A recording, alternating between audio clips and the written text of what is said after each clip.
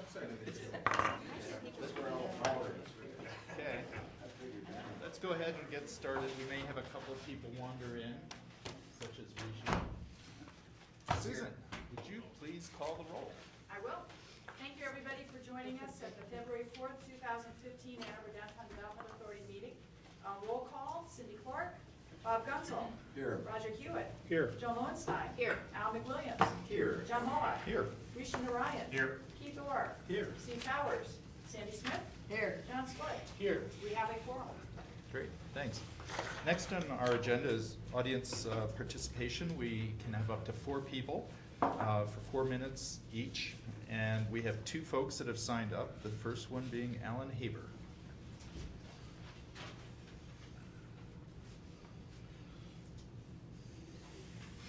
Hello, DDA. You remember me? Someone. I've been particularly advocating in behalf of seeing the entirety of the library lot become a community commons,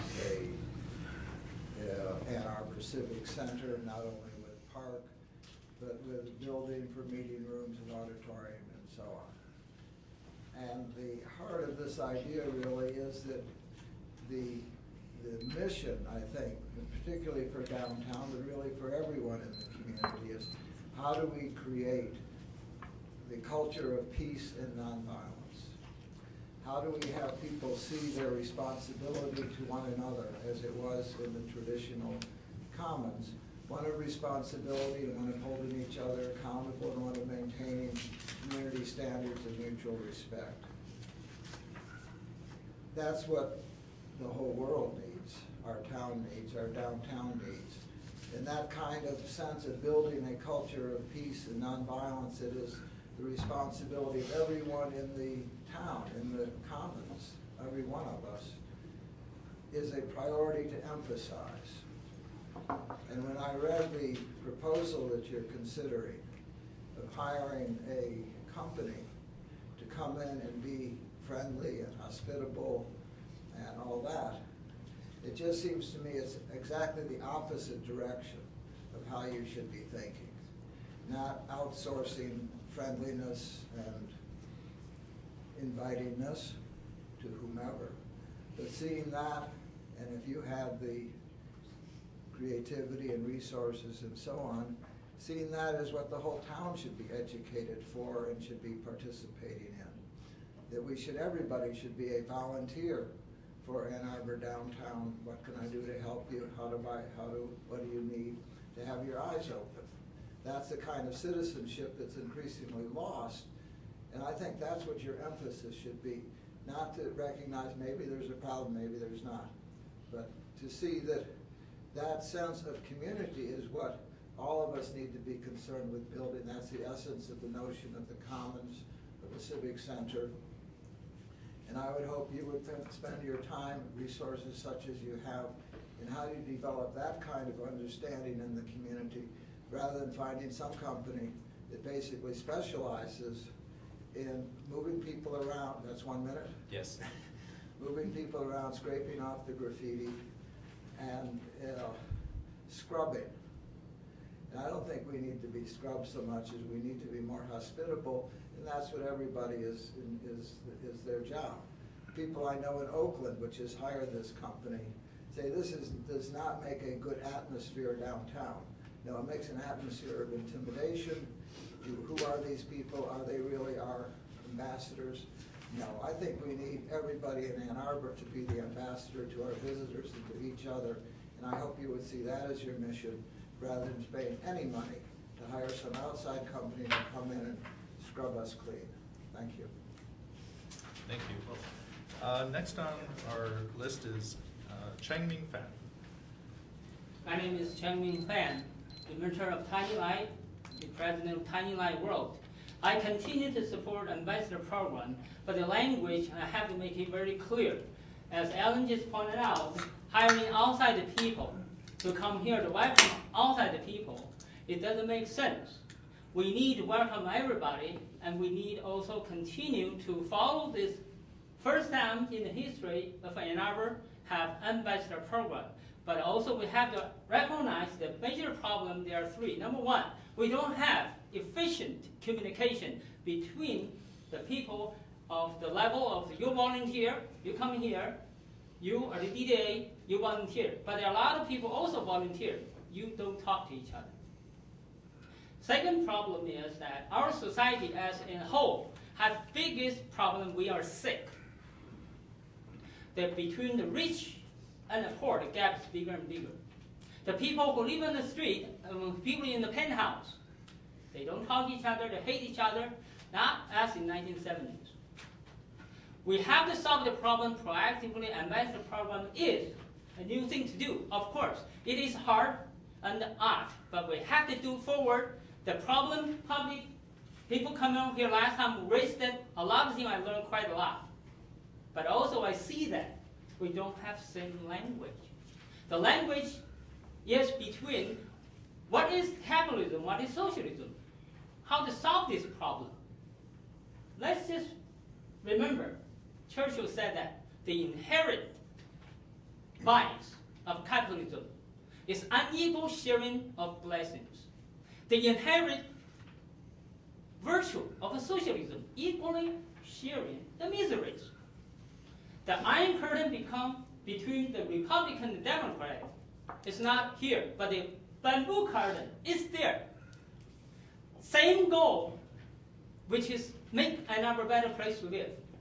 Peace, safe, harmony, helping each other, but different way of looking at the same thing. I do believe volunteerism is great, but volunteer is not a business. Ann Arbor is a business town, college town, a tree town, an art town, tech town. Ambassador program, with what I propose with the ambassador life, will solve that problem, but we have to go step by step. The money, how to spend it.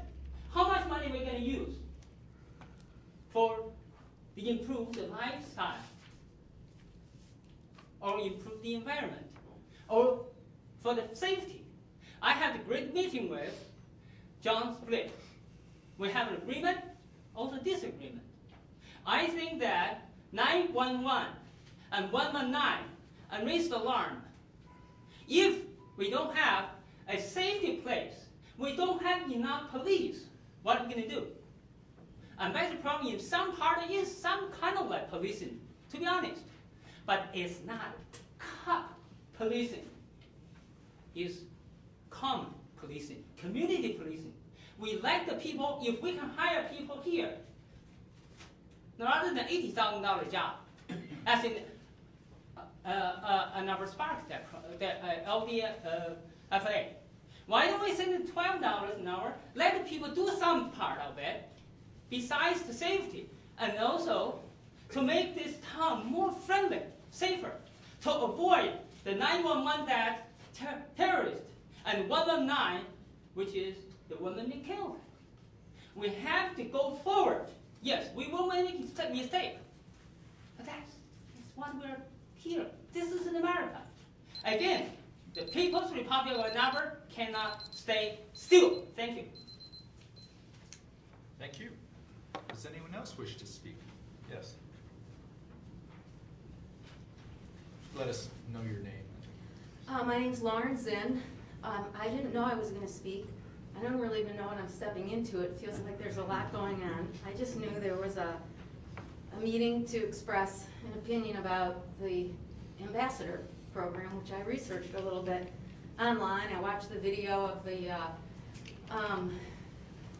somebody in Grand Rapids who was doing it. It looked like a great idea. And as I was walking here, I thought, you know, I just love this idea that Ann Arbor can be more friendly and more welcoming. And I love to walk. I love to walk around town, and I love to talk and meet people. And wouldn't it be cool if I could apply for that job and like get paid to do that and hook people up? And you know, somebody asked me for directions on the way here, and I thought, wow, I could give them directions. Of course, then I got lost and had to ask for directions. But you know, there was this friendliness. And then yesterday I was walking around, and some guy came up to me and said, "Can I have a couple bucks? I want to buy lunch." And instead of ignoring him, and instead of just giving him a couple bucks and walking away, I gave him some money and I said, what's going on? Maybe you want a job. Let me help you find a job.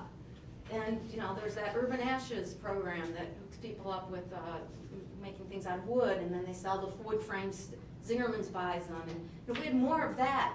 And so, also as I was walking here, I was thinking, but if we welcome people, what are we welcoming them to?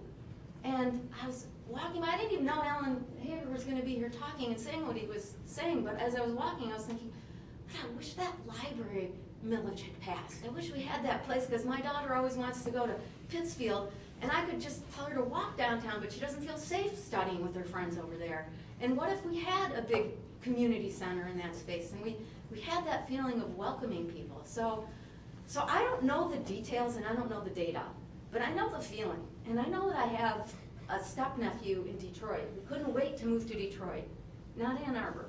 And he's attracted to that, and the young people are attracted there. And he said he knows people who used to work in Ann Arbor, who teach in Ann Arbor at the U of M, but moved to live in Detroit because Ann Arbor is too bougie. You know, I don't want to be considered too bougie, that people can't feel welcomed and excited to come to Ann Arbor. So I don't know what you guys do, but you know, if you could think about the feeling and the energy that people might be looking for and what you could do to create that, I'm all for it. And thank you. I'm under my 4 minutes. Very good, thank you. Yes, this is our last spot. Oh, okay. You're welcome to come up. I just want to let folks know. Hi. Oh, and there's a time at the end of the meeting too for those who stayed for the entire meeting. Great, I Let won't us take know long. let us know who you are. Excuse me?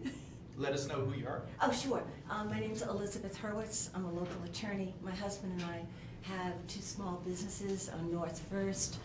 My husband is a Rolfer here in town, and I have a small one-person law practice on North First. So we're real interested in this proposal about having ambassadors.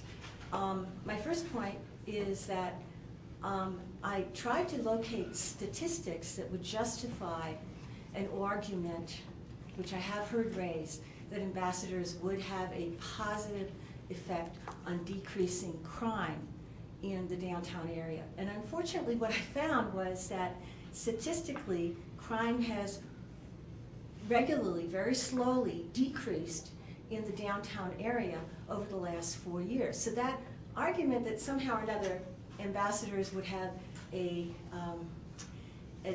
an effect of decreasing crime, it's like there wasn't a problem there. The second issue that I heard indirectly was that folks initially have been concerned about a proposal that's come up several times to have increased foot police patrols in the downtown area. And that in part, this ambassadorship program may or may not be a compromise position between the folks who say, oh, we should have more foot patrol because there's crime, and there's crime that's becoming more of a problem, and this compromise position of having ambassadors. Again, I would say, I'm not finding the statistical points to support the idea that there's a problem there to begin with, that there has been an increase in crime in the downtown area, or even that the crime that is still reported in the downtown area has been increasing in severity. So I would bring that to the boards, if some of you folks could address that issue or point us in a direction where we might examine those statistics that would back an ambassador program. The second point is I think there's a cultural issue here that goes to the differences, let's say, between our community and Grand Rapids. And one of the things that we've always prided ourselves on in this community is making folks of all economic and social stratas welcome in this community. My understanding, and again, this is all, I don't have data here. I'm actually here to ask for more hardcore printed data or links to where I could look at this, is we want this community to remain a place where people do not feel intimidated to come downtown. And my understanding is in the Grand Rapids program, whoever they ended up hiring, these folks, if they have a quote-unquote suspicion about a person who's on the street, they are permitted under the contract with Grand Rapids to immediately notify the local authorities. Now, on paper, that doesn't sound like a big deal. Okay, but in practice, that can become a very big deal. So I would say that there's some cultural things to consider here. There's also the issue of, do you really have a problem that you're trying to solve here? Is there really a problem here that needs this kind of financial investment to solve? So I'm hopeful that you guys can, share more links and data for us to take a look at about this. And thank you for your time. Appreciate it. Thank you. All right, reports from city boards and commissions. Ray Detter. Last night, members and guests of the downtown area CAC, we followed our meeting to go to speak to the City Planning Commission on proposed changes to the zoning map and zoning ordinance related to 336 East Ann Street, properties on North 5th and the East Huron 1 Character Overlay District on the north side of East Huron from State to North 4th. This is part of a long and a very rigorous effort to correct mistakes made in the downtown A2D2 zoning amendments approved in 2009. It was in October of 2013 that the Purdue consulting firm made its report to City Council after months of extensive community input. And it was just over a year ago that City Council gave directions to the Planning Commission to review certain aspects of the 2009 downtown A2D2 zoning amendments. Some of us have been pleased with the thoughtfulness of the process, including City Council's recent unanimous vote to change the zoning of 425 North Main. Not everyone was totally happy with those results, but we appreciated the concern about the lack of an interface zone between the D1 base zoning districts and nearby residentially zoned properties.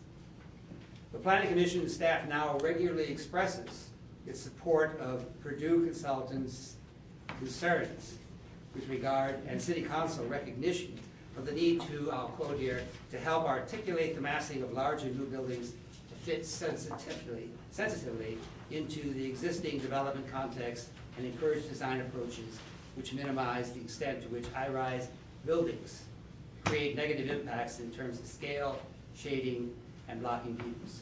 Many of us in the community can't hear the word context enough. A consideration clearly identified with the goals and recommendations of the downtown plan.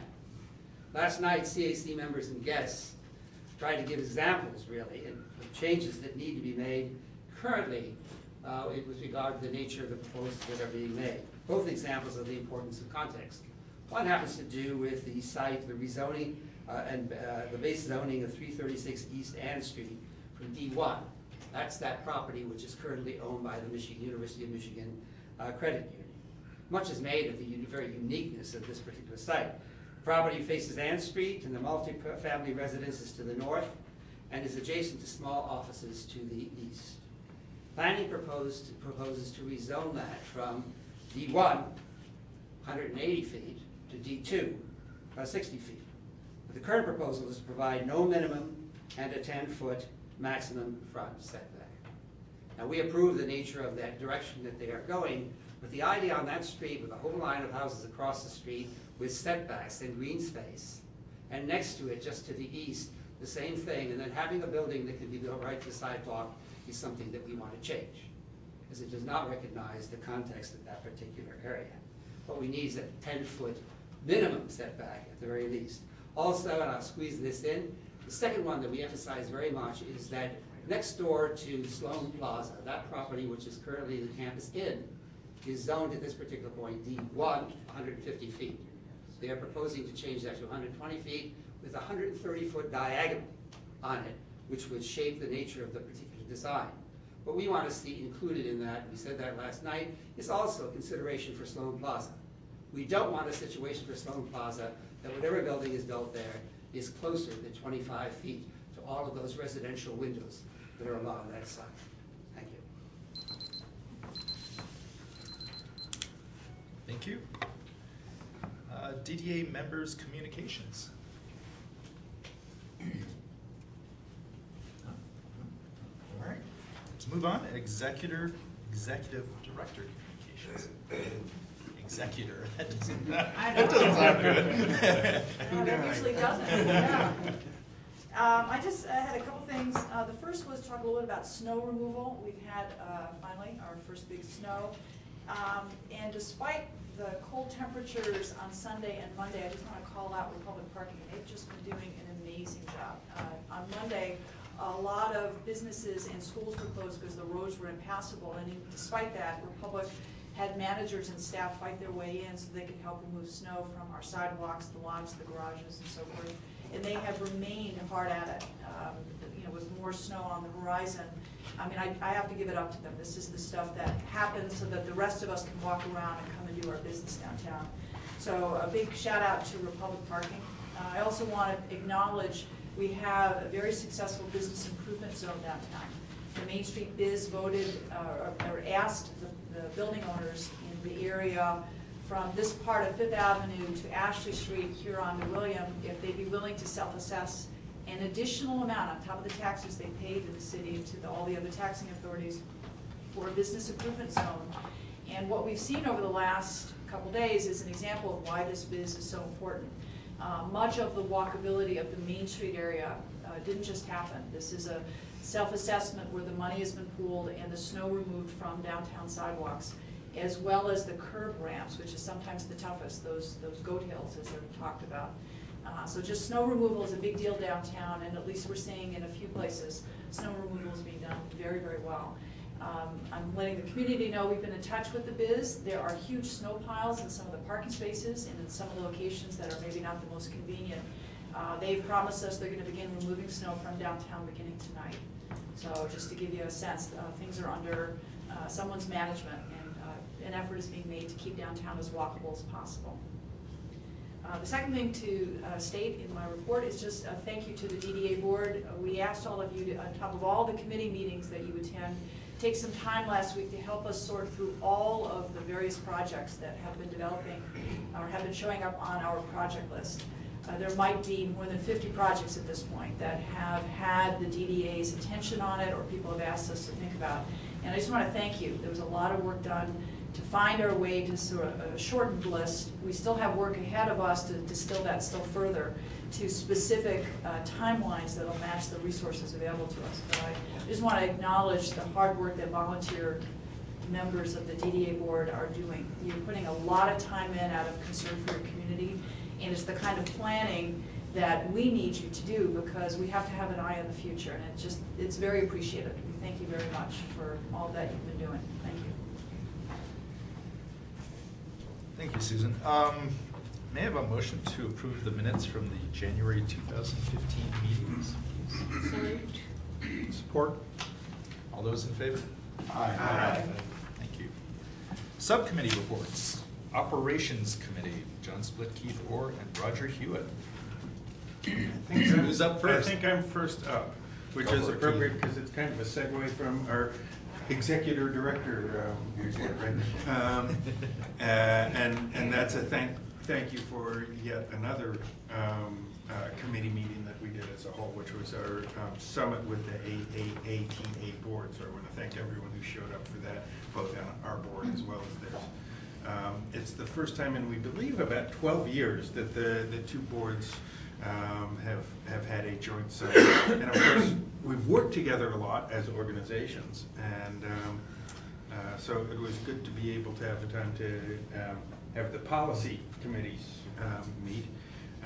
We talked about quite a few different things, the AAATA's 5-year service plan, and particularly how it impacts downtown, and how the DDA interfaces with that. We also talked about the area around Lake Transit Center, especially the 4th Avenue corridor.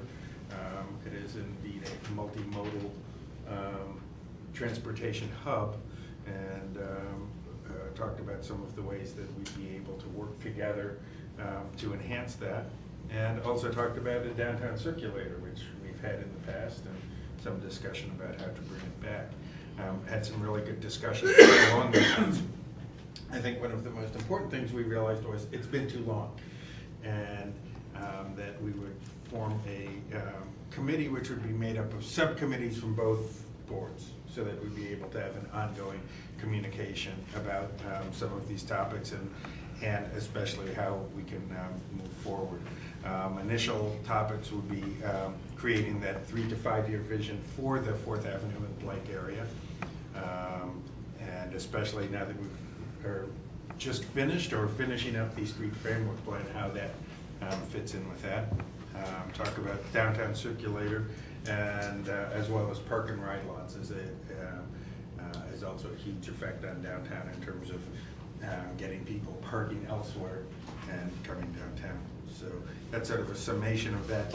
It's the beginning of what hopefully will be a ongoing fruitful dialogue. The one other thing I have is just a brief note that we're going to be meeting tomorrow, a group of us, about a possible new bike house. Obviously, among the things we'll be talking about are the successes, what we've learned from the bike house we currently have at Maynard. There's several companies that are recent downtown companies that have expressed an interest in having one at Ann Ashley, which may actually fairly easily have the capacity for a new bike house. So we'll be talking about that tomorrow, bringing it to ops, and hopefully bringing something to the full board next month. So that's what I have. Questions? Yeah. The Bike House at Ann Ashley, within the northern portion? Well, or that's the part southern of portion? that's part of the discussion as to will the bike house in Maynard took a couple of spots, and so parking spots. So the question would be, is that the way to go there? Which is the more valuable use of it, for parking spots or for bike houses? But Ann Ashley does have a little bit more real estate than Maynard does, and there's the possibility at the north end of a bike house there, and possibly even at the south end. So my concern is that that space, although we found it may be more expensive to finish off than what we originally thought. The south end. The south end Yeah. space, that it's thoughtful that we don't start down a path with that. Right. Without thinking about all the other possibilities. Exactly. Yep, thank you. Thanks, Keith. Right. Next, basket program.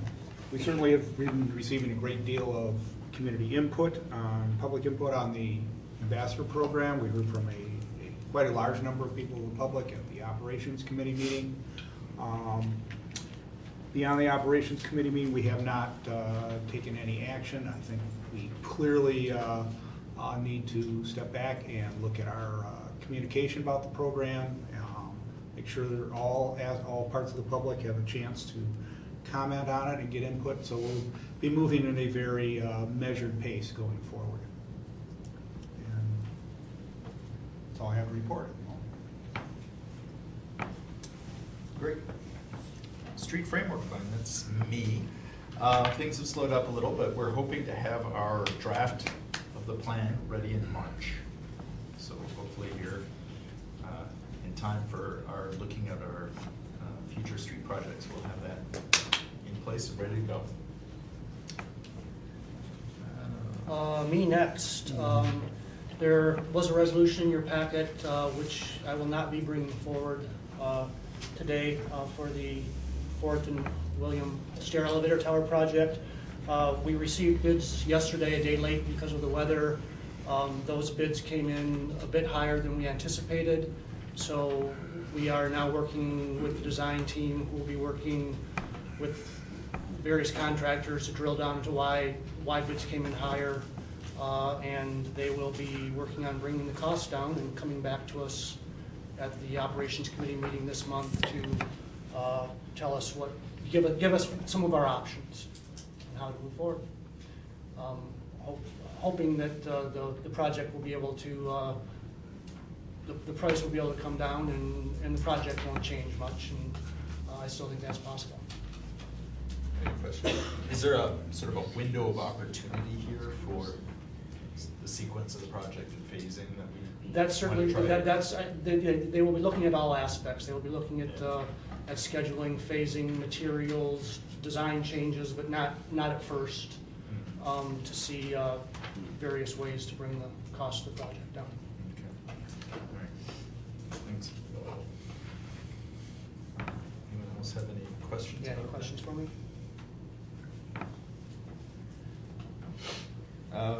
Operations Committee, it looks as though the next committee meeting is Wednesday, February 25th at 11 a.m. Partnerships, Economic Development Committee. I'll take that. So we continue to hear from our friends at Washtenaw County who had done the needs assessment for affordable housing. And Ms. Callan and Mr. Leonard are here today in case anybody has any questions. They continue to present information about recommendation about the housing needs assessment. And of course, this is important to us because we have a affordable housing fund, and this is something that we consider to be a priority. So it's nice to know that there's planning for it and that there are goals. The committee supported bringing a resolution to the board, which you have here in your packet on page 19. And this is simply to acknowledge and accept this as a planning document. So in order to help us with the goal of achieving, creating new affordable housing units. And so I'd like to move this resolution. I'll support. And see if anybody has any questions of our guests or of us. I guess not so much a question as much as just much a sort of comment of support. We've certainly seen the two of you here several times, and I know you've been elsewhere in the community, and I know it's gotten a lot of media attention, and certainly this was, while nothing was particularly a surprise, it was nonetheless put it down in hard and fast numbers, which gives us ways to look at it and really look at problem solving and not just whining. So I'm really appreciative of the work they've done and certainly our support of that. And another really important thing to mention is that certainly in the past, when Sandy and I were on city council, and we always talked about affordable housing, and we thought of it in terms of very affordable, for people who really were earning almost nothing. And now, in terms of what the DDA does especially, we're looking more at, people earning in $35,000, $40,000 range. So it's still an affordable housing issue, but now we're talking more about workforce housing and the kinds of people who work downtown and might come downtown to work and might want to live downtown. And so all of this information that we got from this report is tremendously helpful in looking at that as a goal, as well as kind of what all of us traditionally worked on in terms of what we consider to be affordable housing. So that's good too. I'd like to applaud the effort too. And as an example of what a great tool it is, it came up at our summit with AATA. Yeah. As we think about transportation. So it's the kind of thing that really has legs in a number of organizations, and I think it's a very useful exercise, so thank you. Just because you guys came over here and you sat through this part of the meeting, could you just give us your top 5 highlights of tools in our toolbox that we're looking at to solve some of the supply and demand issues that are in the report? It doesn't have to be 5, it could be 3 or 8, but somewhere in there, just kind of give us a 5 3/4. right. Well, With the hello, power- everybody. So I'm going to come up with at least one, and then Brett's going to fill in the rest. So thanks for your support. Just want to remind folks who haven't read the report that the high-level recommendations are essentially adding supply, adding units in Ann Arbor and to a lesser extent Pittsfield Township. As Joan indicated, it really looks at in Ann Arbor the 0 to 60% AMI range of income. So that is definitely workforce down to folks who are experiencing homelessness. In terms of some of the big recommendations to add supply, we're talking about adding demand on the east side, and I'm happy to come back as many times as anyone wants me to talk about that. But for the DDA, obviously funding is a big part. Creating a housing fund is an important recommendation. The impact can be as modest or as high as the funding allows. So I think that the DDA's setting aside funds for affordable housing every year, planning for it, is a really important movement toward meeting, sort of this supply goal. It's a 20-year goal. It's a modest amount of funding at this point. So again, it's important. We're looking at things that are relate a lot to zoning and land use. Land use, how we make decisions about land use, how we regulate land use, that's how we're either going to get there or not. We can look at millages, we can look at growing trust funds to 20, 40, 60, $80 million. And I'm certainly happy to talk through that with anyone who's interested. But how we use our land and how we restrict its use and enable its use is really how we're talking about getting there. So for the DDA, and we talked about this a lot with the Partnerships Committee, you have a specific role and you have a specific purview about what you have authority over. That housing fund, absolutely within your authority, and so we applaud you and encourage you to continue to use it to advance these recommendations. But how you weigh in community conversations with businesses, with city council, with the county board of commissioners, with whomever, with private developers, with the Brownfield Authority, those are also really important ways for, I think, this board and the DDA sort of constituents to think about advancing this issue. Do you want to add anything specific? I think you did well. Hey, thanks. Excellent. Excellent. Thanks. I have one quick more question for you. Where, for everybody, can they find this report available, or when it will be available? Is it available? It is available, and it is on if you go to Washtenaw County website and the Office of Community and Economic Development, it's on our front page.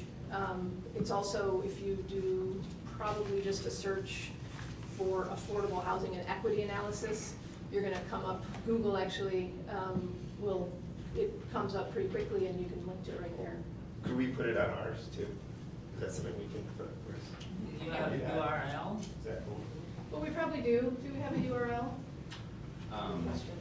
It's just linked off our homepage. I don't know what the specific URL is, but we can definitely provide that. I just wanted to put it So there. we'll make sure that we get. Because it's good. So it's We'll make sure that Susan, I think, has it, but if not, we'll make sure that you all have a link, and we'll try to make that as accessible as possible.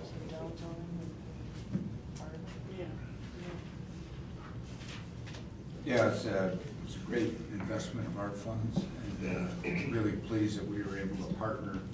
If I could ask a question, Mary Jo, have our partners accepted this yet, or are they in the process, and when can we expect to vote on that? So thanks for asking, it's a good question. We have asked all of the funding partners and the focus area communities to do essentially what you're considering today.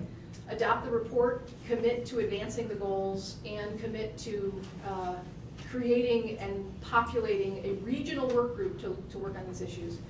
The County Board of Commissioners considered that resolution at their last Ways and Means and passed that unanimously, I believe. And it goes to the full board for final approval tonight, in fact. It is on Ann Arbor City Council's agenda for February 17th, where they will consider a pretty similar resolution. And Pittsfield Township Ypsilanti Township and the city of Ypsilanti have all agreed to consider it. It's not on their agenda yet, but we expect it to be either later this month or early in March. Thanks. Does anyone else have any questions? I'm going to wait for her to sit down, then I'm going to ask my question. Sorry. I just kidding. Well, we have a resolution on the table. Folks ready to vote on it? So, all in favor? Aye. So our next committee meeting is Wednesday, February 11th at 11 a.m. Finance Committee. Okay, so I will call your attention to page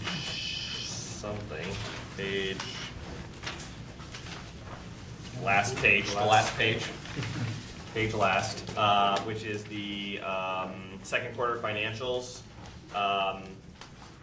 We reviewed them. They were great. No large variances compared to what we budgeted for. I won't read off the numbers. It's only one page in your packet, so take a quick second to look through it. You can see where there's really not anything that's frankly, really worth noting per se. Just a few increases and decreases. This is the last quarter, so we haven't had any huge snowfalls or major weather issues till 2 days ago or whatever. So things are looking pretty good. There are a few notes here just on the bottom of why certain things are the way they are, but nothing nothing super interesting. Does anybody have any questions on that? Apologies. You're really stimulating interest in your committee. This is not the interesting part. I'm not gonna lie to you guys. There's some boring parts of finance, I would just note that the increase in revenues that we're looking at were before any parking rate increase has been put in place. So this is pretty much equal rates year to year, and a over 7% increase is in revenue is a pretty significant indication that the parking system is continuing to be very heavily used, and that demand is continuing to increase. It's a pretty substantial jump in my view, and although the hourly patrons are although also up about 3%, the overall revenue indicates the overall usage of the system. So we just need to keep that in mind looking forward, that there continues to be very strong demand for parking and strong growth in the parking system. Actually, the patrons are up closer to 4%. Yeah, on the 6 months. We get the 6 months. Yeah. Okay, cool. So any other questions or thoughts on that? Okay. There's not a budget in your packet. We're still in this budget prep process. We met yesterday. We wanted to put a meeting between the retreat last Wednesday and today. And we went through the budget. Within that, we were trying to frame some of the conversations that we had at the retreat. That is part of the budget, so we're hoping to have our budget to the board for the March 4th meeting. We are allocating the transfers to the housing fund, $200K in fiscal year 16 and $300K in fiscal year 17. And we're allocating, per our retreat conversations, $250K a year for sidewalk repairs, in-street conduit, water mains, things like that we kind of just lump together in terms of we don't know when they're coming, but we want to be ready for it when they do come. So that is budgeted. Obviously, budgeted doesn't equal spent. It's just there. We're allocating for it. That's essentially where we're at in the budget process. Like I said, next meeting I will be wowing you all with an amazing new budget. But until then, stay tuned. Mandy? Would you take a look and see whether it's possible to put 300,000 in the housing fund? For fiscal year 16? Yes. Yeah. And when you sit down and look at will you try that scenario as well? Sure. We can definitely look at that. Instead of what, we usually put 200? 200. Definitely, we'll look at that and report back on that. Thank you. Sure. John? When will the board have a draft budget? How long before the board meeting? So, do you have an idea? I think, Joe, what do you think? Probably a couple of days after the finance committee meeting. So our next finance committee meeting is February 24th. We may discuss moving it up just to give people more time. I don't know. Maybe we need to do that. We'll have a discussion on that. But the idea was to draft a budget, send it out to everybody pre the meeting, so that everyone can really, pour in, sit down with a cup of coffee, and go through it line by line, and look at where the numbers are. And when we have the budget, we've kind of, our new initiative is really highlighting the discretionary line items.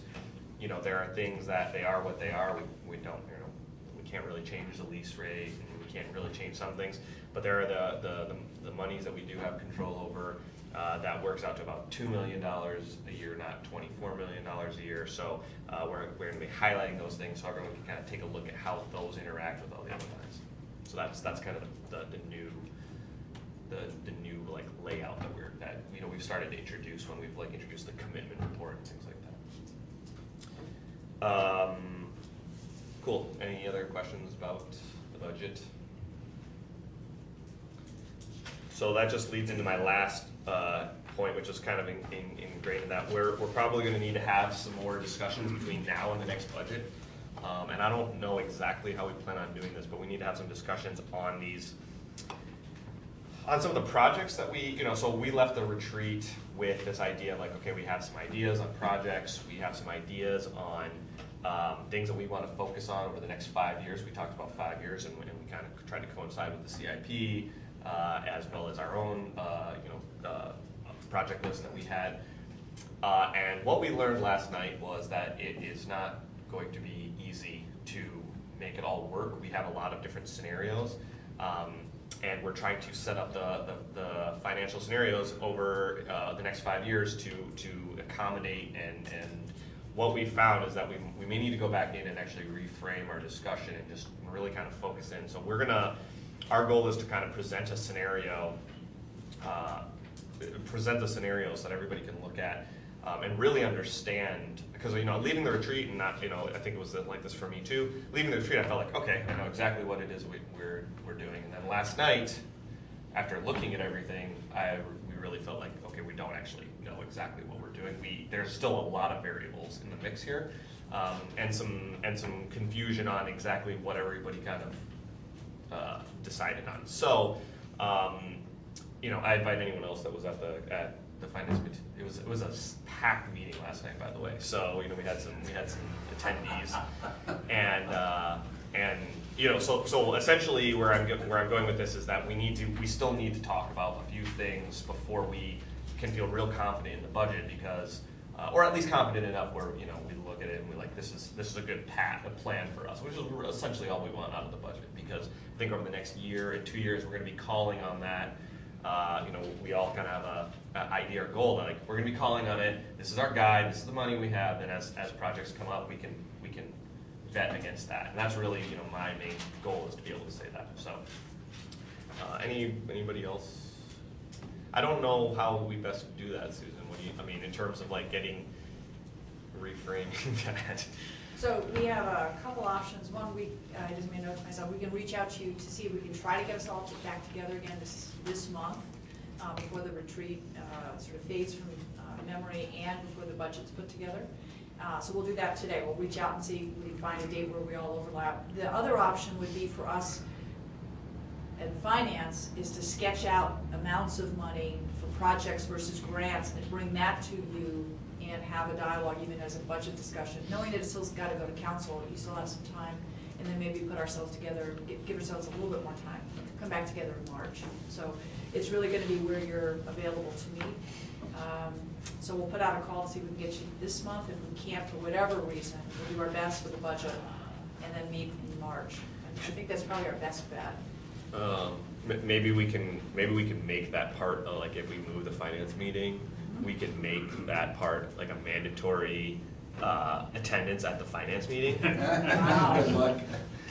I've done it! 100% attendance at finance meeting. Anyway, so like, well, at least we can coincide those things. So like, because that's pretty much the discussion, right? You're a recruiter for Jim Harbaugh. Out there. This is all a strategy. Whipping people up. Yeah. Okay, so anyway, yeah, it became pretty obvious last night that we weren't able to just take what we came off of the retreat and come and be able to say like, oh, here it is, check it out. It was, you know, it just didn't work out that way. Keith? Yeah, just to clarify a little bit, I think what we have to do is talk about, you know, not only what our priorities are, but really focus a little bit more on what those projects are, because some of them, you know, have wide ranges of scope, and we have to look at those and say, are we going to look at a smaller scope or a wider scope? And if we look at the wider scope, what other projects are going to have to wait? Exactly. And yeah, my feeling is that we still have a lot of work to do. We may be rushed trying to get it done in this month. We can certainly continue the discussion in March and still have a budget going forward with numbers plugged in without having everything decided. Yeah, it's not that it has to be all set in stone for 5 years by, you know, March 4th or whatever the next board meeting is, but just that we were really struggling even with budget, like simple budgeting without just a little bit more clarification, I think. And the discussions that came about from that, I think were varied enough that it was something that we should probably, you know, come together on. So, yeah, I think that's about it for me. Next community meeting is February 24th at 8:30 a.m. Maybe will be rescheduled, and if so, you know, that email will go out, or maybe it'll be part of another, you know, post-retreat meeting. Who knows? Great, thank you. Communication Committee. Al. I was actually attending to an important personal matter during the last communication meeting. In other words, he was needlessly absent from our communication meeting. So we held it anyway and laughed at him. Well done. But, so we didn't work on the communication plan in your absence. Sorry about that, Al. We didn't get it all done, you know, so you could get it when you came back.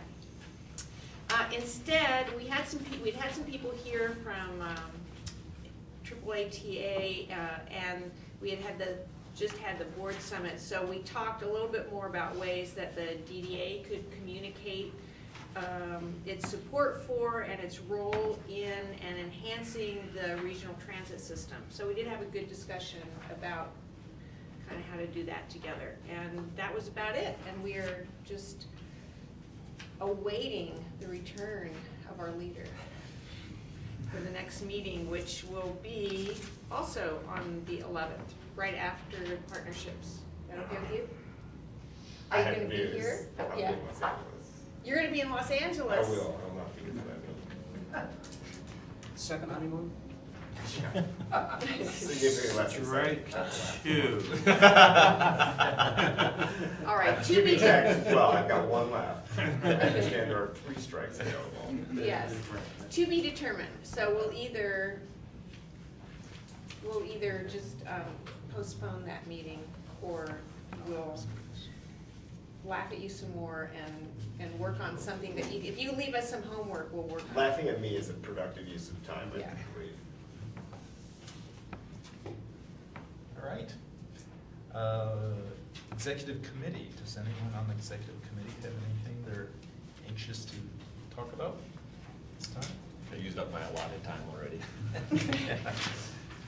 Just so folks know, oftentimes the executive committee is discussing just the logistics of the agenda and, you know, items that are going to be on the agenda, much of which you've heard already. So that's what oftentimes that's about. New business, resolution thanking Russ Collins. I'd like to move the resolution. Second. Second. Third. Support. Since I think Russ and I probably go back farther than he has with anyone else on the board, I think I will read the resolution if it's all right. Since I actually, a number of decades ago, he was my boss. In a completely different life for me at that time. Whereas Russ Collins has contributed a tremendous amount of dedication, time, and energy to the Ann Arbor Downtown Development Authority since joining the board in 2005.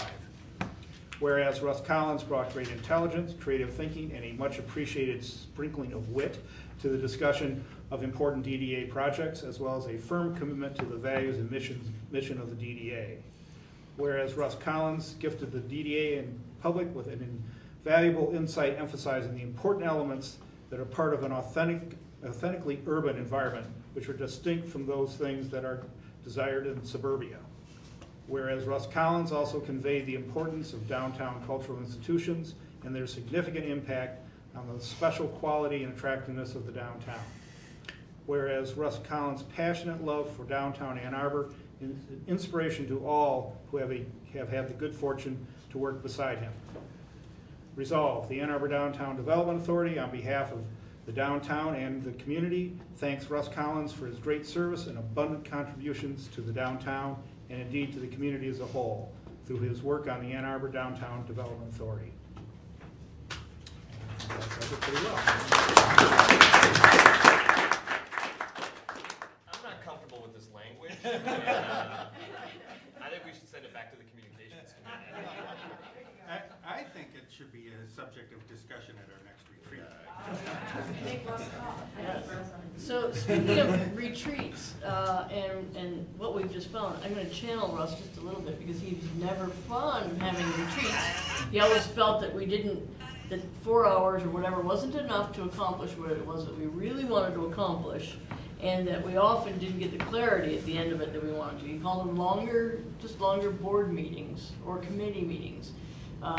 So I think that it's a fine example that here we are after the retreat, that we're not quite settled on what it is, what direction we're supposed to be doing. And Russ would chime in that's exactly what happened, so. The extra 4 hours wouldn't have helped.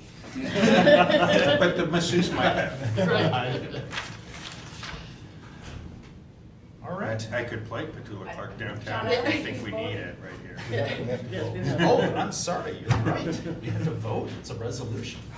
All those in favor, please say aye. Aye. Thank you very much. Other audience participation. Do we have anyone else in the audience who wishes to speak at this time? Yes. I didn't think I'd get a chance. I'm just right on. My name is Jan Davies McDermott. I'm the owner and innkeeper at Davies House Inn. It's a bed and breakfast located on the first fairway of Georgetown Golf Club. And I'm here to speak on behalf of the ambassador program that I know is being considered. I'm very concerned about expenditure for outside concerns coming in who do not know our city and who are not committed to our city, to our community, when there are at least 3 ambassador programs already in place to be coordinated. The Ann Arbor Chamber has an ambassador program which speaks mostly to its members but could easily be joined with the other 2 programs that exist. The University of Michigan has an ambassador program that's put together by the medical campus, Officer Hickey of the Ann Arbor Police and the campus police for large special events. For example, the Notre Dame football game, which was held at night, big games like that when those teams rove the streets to help people with wayfinding and also to advise them about violations that they might be committing with the open alcohol.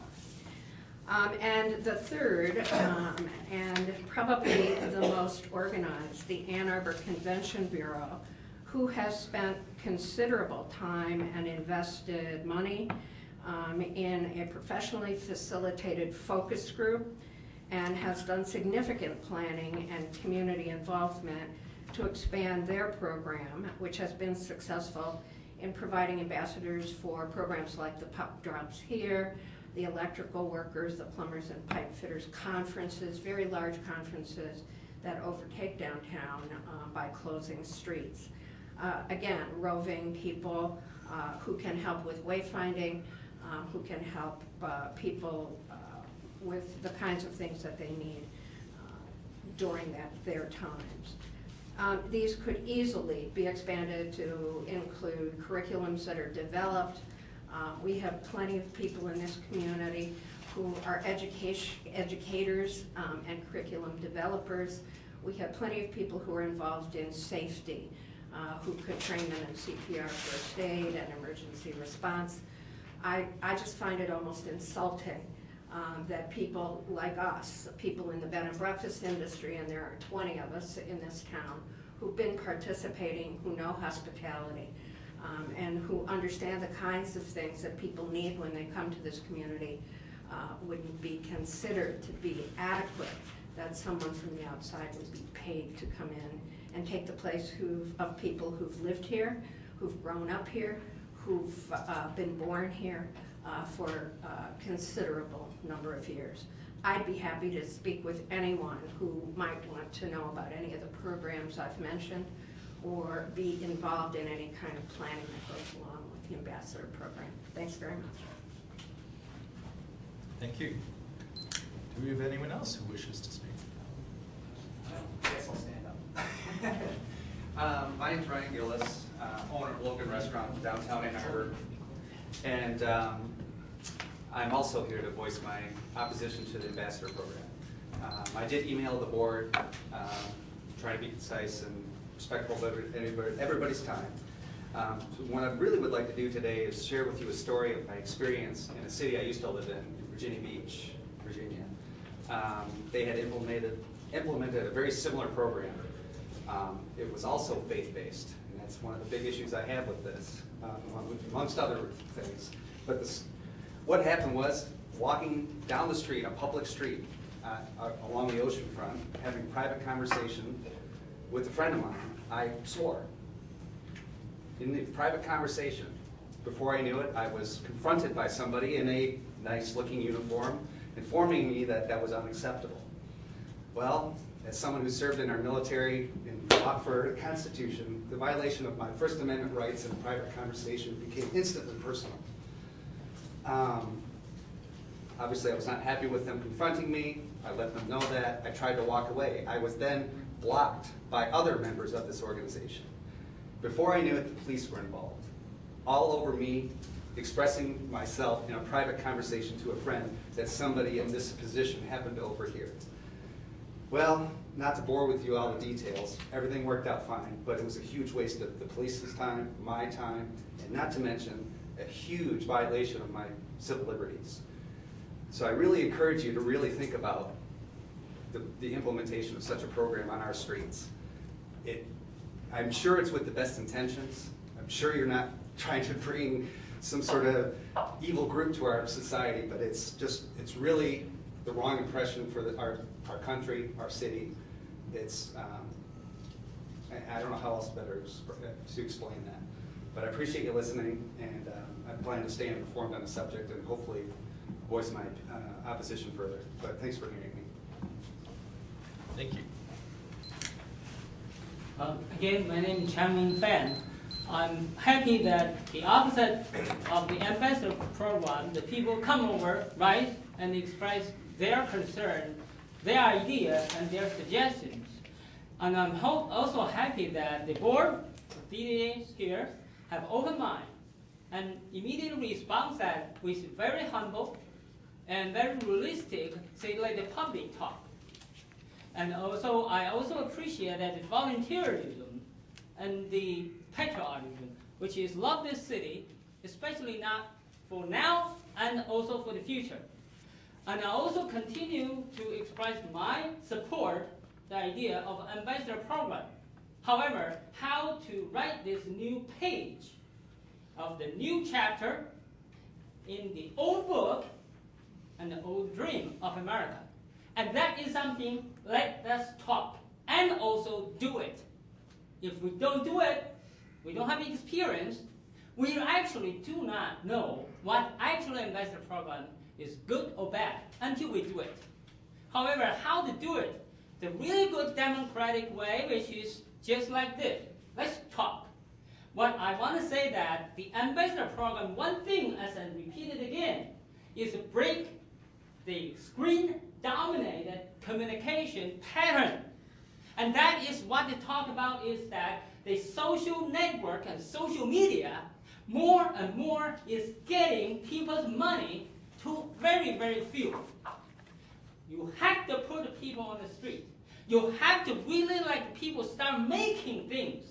So therefore, step by step, yes, we can work together with the volunteerism, patriotism, and professionalism like all the guys here at DDA are business people. They are working very hard, not because of greediness, no. I don't think that they love the city. They want the city to make it more friendly, safer, proactive. If I can challenge the people who are the other side of the ambassador program, let me ask that, how many people, before this, 22 people, including most of the innocent 6-year-old children, being killed in Newtown and Arbor. How many people? No. Nobody knows. But right after that, the whole world knows. This is the communication problem of our society, which is screen-based, a big company dominated. Use so-called digital way to get people more and more isolated. We have to get back to real. We have to really get started what America is, what the old dream is. We are making the world, not digitizing the world. We are not because of using police to create a democratic system. It's a build. So therefore what I said that, let us talk, but also be brave. Yes, it is art. But when the people, one person, he said that the center is not the earth, it's the sun. He was burned. He saw an art. Most people say that it's insane against the God. But who is right? But yes, there are some problems of localization. We have to create a mobile environment, social, mobile, local. Let's talk.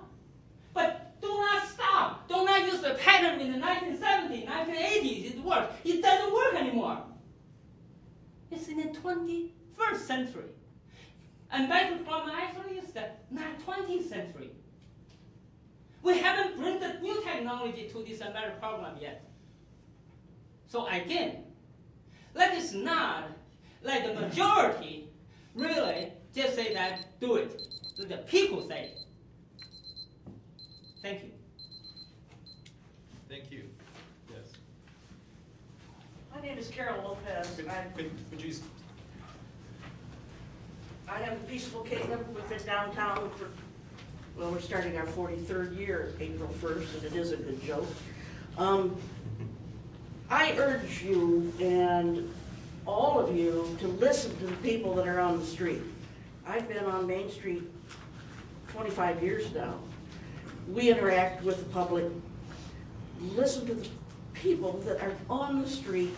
All due respect, State Street has more problems than we do with the homeless, quote-unquote, population.